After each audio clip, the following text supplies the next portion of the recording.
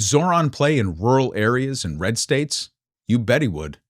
Because he carries with him the anti-establishment populist message that made Bernie and Trump so viable.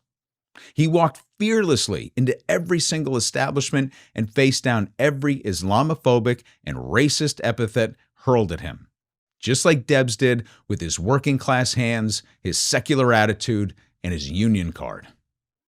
And yet the traps and the pitfalls ahead of him are many, and we would be wise not to rest all of our expectations squarely on his shoulders. He has a heavy enough lift ahead of him. Conservative pundits are already framing this as a loss for the Democratic Party with the claim that it's giving way to communists.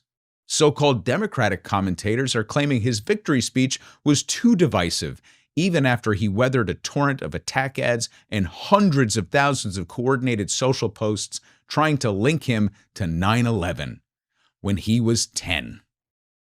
Consensus formed broadly on election night that it was nevertheless a victory for Democrats broadly because it was a rebuke of Trump's policies given the plurality of the high-profile results. And yet, where I live, just a few miles from New York City in the increasingly red suburbs of Long Island, the Republicans ran the table.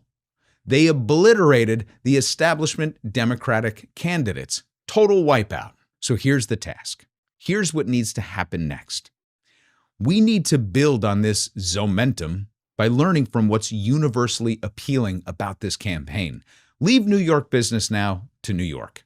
Support this transition team, being led by the great Lena Khan, by the way, oh my God, and show up for Zohran when he calls upon us to defend him against Trump and the long knives of the party that he now leads in New York, but recognize that just a few miles away, and many miles in all directions of the 5 boroughs, there is work to be done.